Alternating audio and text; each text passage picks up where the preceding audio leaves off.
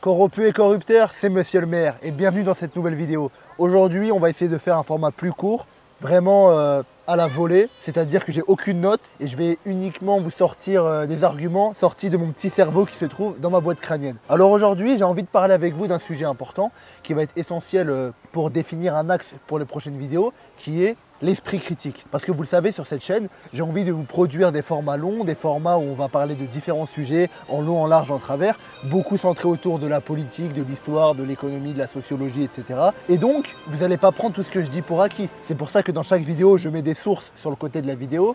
Évidemment, c'est pour que aussi, vous puissiez réfléchir avec moi. Pourquoi est-ce que j'ai envie de parler d'esprit critique? Parce que selon moi, l'esprit critique, c'est l'enjeu le plus important du 21e siècle, c'est-à-dire la prise de nos cerveaux.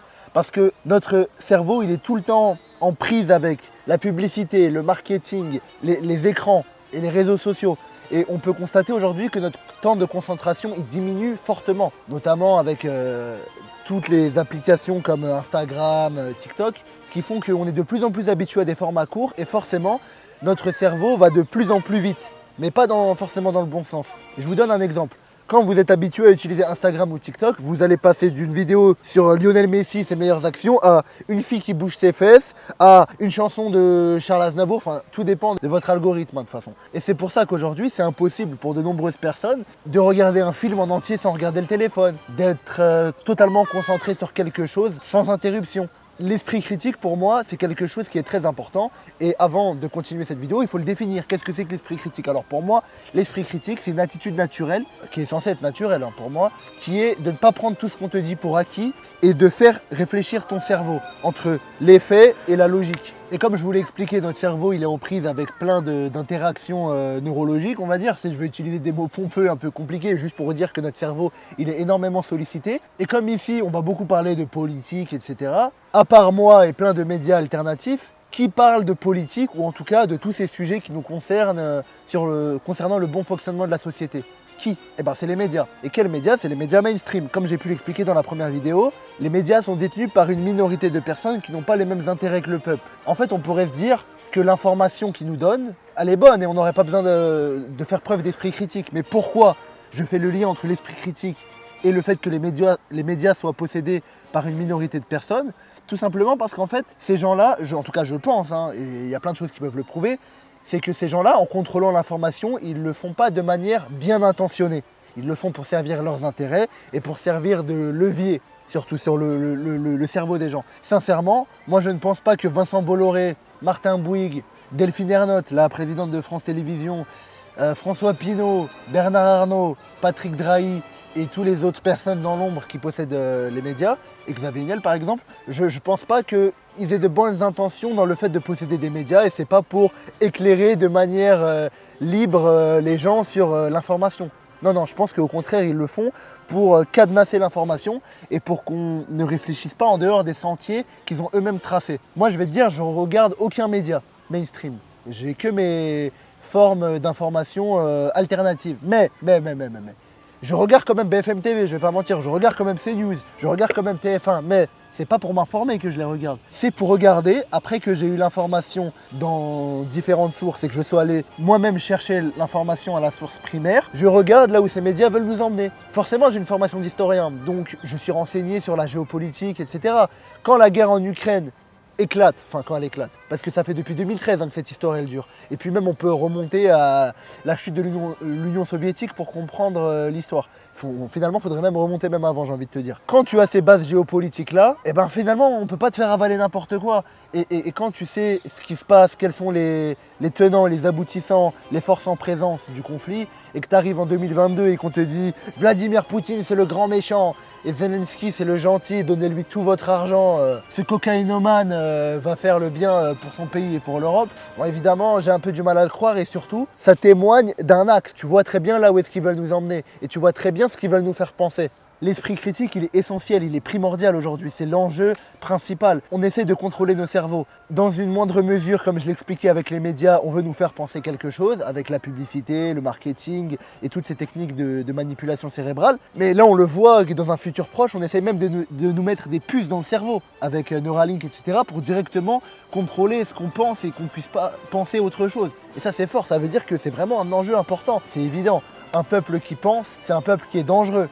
Quelqu'un qui réfléchit, quelqu'un qui utilise sa logique, quelqu'un qui utilise le logos, c'est quelqu'un qui peut être potentiellement dangereux pour les intérêts qui lui sont contraires, donc pour les intérêts de l'oligarchie qui dirige. Et on le voit aujourd'hui, avec la pression sociale, avec la pression des réseaux sociaux, médiatiques et surtout par beaucoup de gens qui pensent être dans le sens de la morale, tu ne peux pas penser autre chose que la doxa majoritaire. Tu es obligé d'être dans le sens du vent. Et ça, c'est problématique. Pourquoi? Parce que ça nie totalement la notion de libre arbitre. Et comme je le disais avant, le logo, c'est très important. Et surtout, on est en France, on est dans le pays de Descartes, on est dans un pays de civilisation helléno-chrétienne. Chrétienne, catholique, évidemment, on est la fille aînée de l'Église et la France. Avant qu'on coupe la tête de Louis XVI et même qu'on exécute sa femme Marie-Antoinette et même son gosse, hein, dites-vous. On est le pays du logos, on est le pays de Descartes, on est un pays helléno-chrétien. Helléno, c'est-à-dire relatif à la civilisation grecque, c'est-à-dire de coutume gréco-romaine. On est des aristotéliciens, on est dans la logique socratique. Il faut réfléchir et dans le pays de Descartes, aujourd'hui, il y a plein de choses qui passent plus. Tu sais, tu critiques un peu le lobby sioniste, t'es antisémite. Tu critiques le fait qu'on veut mettre une bite de jaguar ou d'éléphant à ton gosse, tout dépend de la taille qu'il a envie, t'es homophobe. Non mais c'est n'importe quoi, on a encore le droit de réfléchir ou pas, bordel de merde? Non, je crois qu'on n'a plus le droit justement. Avale la soupe et ferme ta gueule, s'il te plaît. J'ai l'impression que c'est vraiment ça. Et pourquoi je vous parle d'esprit critique? Parce que moi je suis historien de formation. J'ai passé plus de 5 années à la Sorbonne, j'ai étudié l'histoire, les sources, se casser la tête, dissertation, commentaires, s'approcher de la vérité historique à travers la lecture de différents auteurs et de leurs confrontations. Et pour moi, selon moi, il y a un mot qu'on a diabolisé, c'est le mot révisionnisme. Tu sais, on dit aujourd'hui que quelqu'un est révisionniste, c'est quand il veut contester la vérité officielle de l'histoire. Mais pour moi, c'est essentiel le révisionnisme, parce que qu'est-ce que c'est que le révisionnisme? Pour moi, c'est une attitude naturelle de l'historien qui vise à réexaminer l'histoire au vu des différentes sources et des nouveaux apports d'informations. Et ça, c'est essentiel. Parce que si on reste sur une vérité figée, bah, on ne va jamais avancer dans le temps. Tu sais, s'il y a des nouvelles sources, des nouvelles choses qui apparaissent, il faut en prendre compte. Et donc l'histoire se réadaptera forcément. Et justement, ce mot de révisionnisme a été placé. Pourquoi? Pour que le fait de vouloir réfléchir à une autre version soit totalement impossible. Donc quand je dis ça, que ça soit par exemple l'histoire de la Première, la Deuxième Guerre mondiale, mais par exemple même plus récemment avec le 11 septembre. On n'a pas le droit de contester la vérité de la Maison Blanche, de la CIA. C'est impossible de contester cette vision-là et d'avoir notre propre avis. Et le truc, c'est que ça choque les gens, mais on pense ce qu'on veut. Si on a envie d'émettre une nouvelle opinion au vu de sources, eh ben on le fait. Et il n'y a aucun problème. Et justement, c'est par pure honnêteté intellectuelle qu'il faut arriver à ça. Il y a un nouveau mot qui est apparu, ou en tout cas deux nouveaux, mais qui vont vers le même sens, qui est conspirationnisme et complotisme. Tout ça, je vous le dis, quel est le but de la création de ces mots et pourquoi est-ce qu'on leur a assigné le sens qu'on connaît aujourd'hui? C'est pour faire en sorte que les gens ne remettent jamais en question la version officielle et que si ils osent remettre en question la version officielle, ils soient taxés de personnes complotistes, qui voient le complot partout, des gens paranoïaques. Non, absolument pas. Je vous donne un exemple. Ça revient un peu avec le 11 septembre, parce que le 11 septembre, c'est tellement un sujet sur lequel on nous a tellement menti que c'est un cas d'école à lui tout seul. Vous vous rappelez quand Colin Powell il arrive à l'Assemblée Générale de l'ONU avec une fiole. Ceci est une arme de destruction massive. C'est avec ceci que les Irakiens vont détruire le monde et la civilisation judéo-chrétienne occidentale. Vous vous rappelez de ça? Bon, finalement, il s'est avéré que c'était absolument pas une arme de destruction massive. D'ailleurs, même si ça l'était, ça serait totalement irresponsable de sa part de ramener ce flacon avec un produit de destruction massive dedans en plein milieu du Conseil de sécurité de l'ONU. C'est-à-dire qu'il le fait tomber, quoi. Il y a tout le monde qui meurt. Ce qu'il faut se poser comme question, c'est ce gros mensonge qui a légitimé le fait d'aller envahir l'Irak de Saddam Hussein, en disant aussi qu'ils ont été les instigateurs du 11 septembre et que Ben Laden se cacherait aussi en Irak. Quel était le but? Qu'est-ce que ça justifie? Qu'est-ce que ça légitime? Bah, c'est légitime le fait d'aller envahir ce pays, de faire chuter Saddam Hussein, prendre une partie du contrôle de la région, du contrôle des pipelines de la région, s'assurer une ligne directrice commerciale pétrolière, et surtout, et ça vous n'êtes peut-être pas prêts à l'entendre, mais beaucoup de gens qui sont calés en géopolitique le savent, ça sert à renforcer Israël, parce que l'Irak est un allié dangereux, disons, de la Palestine, ou en tout cas était un ennemi idéologique et religieux d'Israël. C'est exactement pour ça qu'ils ont fait chuter la Syrie de Bachar al-Assad. C'est parce que dans la région, c'est un ennemi au sionisme. Et donc aujourd'hui, il reste que des putes serviles au sionisme en fait. La Jordanie, l'Égypte, l'Arabie Saoudite, le Qatar. Il n'y a que le Liban et l'Iran qui résistent. Et là où on voit dans l'actualité de ce qui se passe aujourd'hui, ils sont complètement en train de se faire bombarder et c'est la guerre qui arrive et c'est les deux seuls ennemis régionaux qui existent encore. Ça me fait penser à quelqu'un qu'on a taxé de révisionniste. Je sais pas si on peut en parler, mais... Si, tu peux pour ça qu'ici, c'est le libre arbitre. Forisson, par exemple. Forisson, ah ouais, 3e vidéo, tu m'envoies sur des terrains brûlants. Bon, écoute. Pour la faire simple, moi je vais te dire un truc, tu fais bien de me parler de ça. Moi je suis pas forcément en adéquation avec ces thèses historiques, mais la liberté d'expression pour moi implique le fait que ce mec, avec ses arguments historiques et ses preuves, ait le droit de le dire s'il a envie de le dire. Et il y a quelque chose qui est mortifère pour la liberté d'expression et même pour l'honnêteté intellectuelle, qui est la loi Guesso. Tu sais ce que c'est la loi Guesso, mon ami?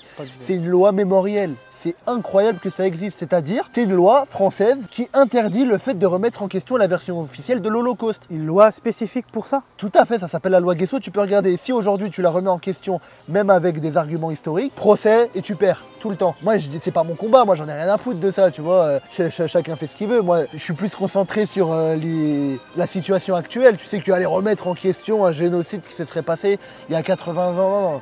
Moi, je suis sur ce qui se passe actuellement. Mais c'est un véritable aveu de faiblesse de vouloir interdire toute contradiction à ce sujet-là. T'es pas d'accord? Clairement. Le fait de vouloir mettre une muselière à quelqu'un sur un sujet, oula, c'est bizarre, t'as quelque chose à te cacher ou quoi? Et il y a même de nombreux juifs, comme Simone Veil, comme plein d'autres, qui trouvent ça anormal. Et moi, je les rejoins totalement. Bah ouais, ce génocide a eu lieu. Bah alors pourquoi vouloir empêcher les gens d'en parler?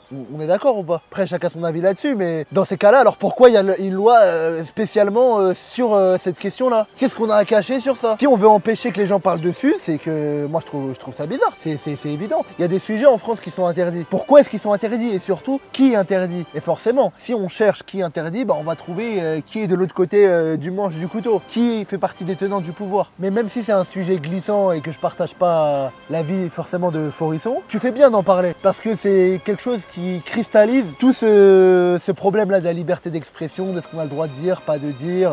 Toi, t'es Charlie ou t'es pas Charlie?